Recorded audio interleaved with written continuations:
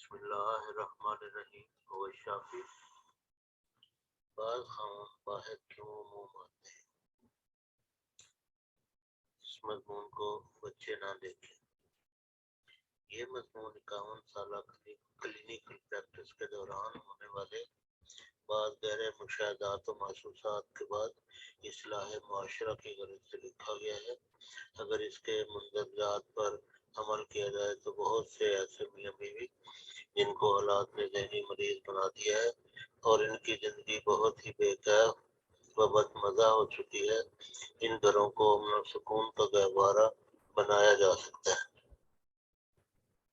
مگر اس کے برعکس جو لوگ اپنی اناؤں اور اکڑ بازیوں میں رہیں گے، ان کی زندگیاں ان پر عذاب ہی بنی رہیں گی۔ اگر وہ گھر میں رہیں گے تو ایسے جیسے جیل میں ہوں۔ ایک شخص موجودہ معاشی دور میں بمشکل تمام شادی یعنی ذہنی قلبی سکون و راحت کی تسکین کی خاطر کرتا ہے۔ شادی فارسی زبان کا لفظ ہے جس کے معنی خوشی کے ہیں، لیکن کچھ ہی عرصہ کے بعد اس کی شادی دردوں، غموں، پریشانیوں کو جنم دیتی ہے۔ نئی شادی میں ایک دوسرے کی بہت ہی چاہت ہوتی ہے اور چاہت میں ہی لذت ہوتی ہے، نہ کہ حسن و جمال میں۔ الفت میں تب مزہ ہے کہ دونوں بے قرار، دونوں طرف ہو آگ ایک برابر لگی ہوئی۔ جو بیویاں پیار کا جواب پیار سے دیتی ہیں، ان کے خامد ان پر فریفتہ و قربان ہوا چاہتے ہیں۔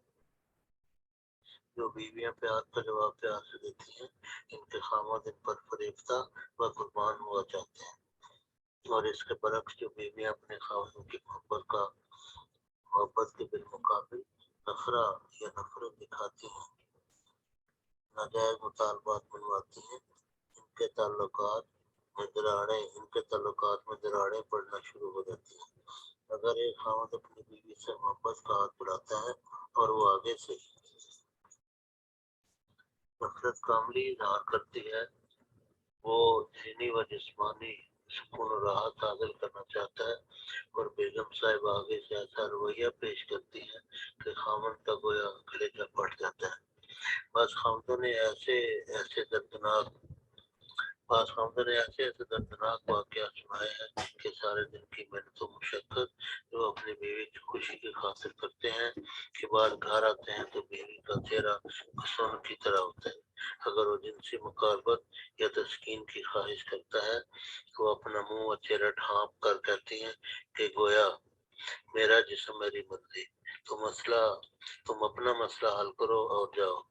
ایسے موقعوں پر خاوند جنسی جذبات میں پاگل ہوئے ہوتے ہیں، دل میں کئی طرح کے منفی خیالات آتے ہیں، کئی کی راتیں ہی پریشانیوں میں جاگ کر اور سسک کر گزارتے ہیں، اور بالآخر بادل نخواستہ اس نتیجے پر پہنچتے ہیں کہ باہر جانا گناہ بھی ہے، بدنامی بھی ہے، گھر میں بدسکونی کو جنم بھی دیتا ہے، مگر کیا کریں، اللہ تعالیٰ ستار ہے، غفور الرحیم ہے، معاف فرمائے گا۔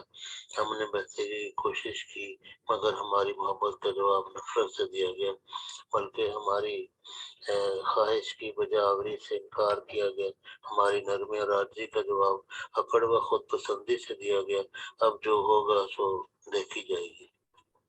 خود پسندی اکڑ بازی کو قرآن کریم نے شیطانی صفت قرار دیا ہے، اور اس کے مقابل پر خاکساری، عاجزی، انکساری، ملنساری کو مومنوں کی صفت قرار دیا۔ حدیث شریف میں کچھ یوں آیا ہے کہ مرد چونکہ معاش کمانے کے لیے بہت سا وقت مرد کو گھر سے باہر گزارنا پڑتا ہے، اور انسان کمزور ہے، اس کی نظر بھٹکتی رہتی ہے، بس جب وہ گھر میں آئے تو اپنی بیوی کے پاس ضرور جائے اور تسکین حاصل کرے۔ اور غور فرمائیے کہ اگر بیوی صاحبہ نے تہیہ کر رکھا ہو کہ اس نے نخرہ دکھانا ہے اور اظہار نفرت کر کے خاوند کے اس بات کو ٹھیس پہنچانی ہے تو خاوند کہاں جائے گا؟ باہر جائے تو خدا تعالیٰ کی ناراضگی، گھر آئے تو بیوی کا مکے جیسا منہ، آخر وہ اپنی جائز و حلال خواہش کہاں اور کیسے پوری کرے؟ حضور صلی اللہ علیہ وسلم نے کچھ یوں ارشاد فرمایا کہ جب کوئی خاوند اپنی بیوی سے جنسی مقاربت کی خواہش کا اظہار کرے تو وہ اس کو لازماً پورا کرے، مگر خوش باش اور اچھے موڈ میں۔ اگر کسی مہمان کو میزبان کھانا پیش کرے مگر تیوری چڑھا کر بے رخی کے ساتھ، تو کیا وہ مہمان کھانا کھانا پسند کرے گا؟ بلکہ وہ اسی وقت اٹھ کر چلا جائے گا اور باہر سے کھانا کھانا پسند کرے گا۔ بالکل یہی صورتحال پیش آتی ہے جو نہیں آنی چاہیے تھی، اور ایسی تمام تر صورتوں کی ذمہ دار وہ خواتین ہیں۔ بس اگر بعض خاوند باہر جا کر جنسی تسکین حاصل کر کے بس اگر بعض خاوند باہر جا کر جنسی تسکین حاصل کرنے کے سامان تلاش کرتے ہیں تو اس میں اکثر و بیشتر قصور ان بیگمات کا ہوتا ہے جو بعد ازاں چیختی چلاتی ہیں کہ ہمارے خاوند ہماری طرف توجہ نہیں کرتے، ان کی توجہ باہر ہوتی ہے۔ بیگمات کو یاد رکھنا چاہیے کہ محبت کو کھینچ کر لاتی ہے، اور نفرت کو۔ پیار و محبت کے لیے حسن و جمال ضروری نہیں، اصل چیز حسن اخلاق و پیار ہے۔ فرمایا، دیکھ لو میلو محبت میں عجب تاثیر ہے، ایک دل کرتا ہے جھک کر دوسرے دل کو شکار۔ میرے ایک دوست کی نئی شادی ہوئی تو میں نے اس کی بیوی کو نہیں دیکھا تھا، ہماری ایک خاتون نے دیکھا اور مجھے بتایا کہ تمہارے دوست کی بیگم ماشاءاللہ انتہائی خوبصورت ہے۔ میں نے دوست کو یہ بات اچھے انداز میں بتائی کہ میں نے یہ بات سنی ہے، تم بڑے خوش قسمت ہو۔ وہ آگے سے کہنے لگا، دیکھنے میں تو سانپ بھی بہت خوبصورت ہوتا ہے۔ اب یہ بیگمات پر منحصر ہے کہ اپنے گھروں کو امن و سکون و محبت و پیار کا مسکن بنائے یا میدان کارزار۔ اگر کوئی عورت گھرائے خامد کو اچھی شمائل دیتی ہے تو اس کے سارے دن کی کلفتیں اور رنج و غم مٹ جاتے ہیں، پھر اپنی دیگر خدمات بھی مسکراتے چہرے کے ساتھ صدقے دل سے پیش کرتی ہے تو خامد کا دل اس پر قربان ہونے کو چاہتا ہے۔ اے شمع تیری عمر طبی ہے ایک رات، ہنس کر گزار دے یا رو کر گزار دے۔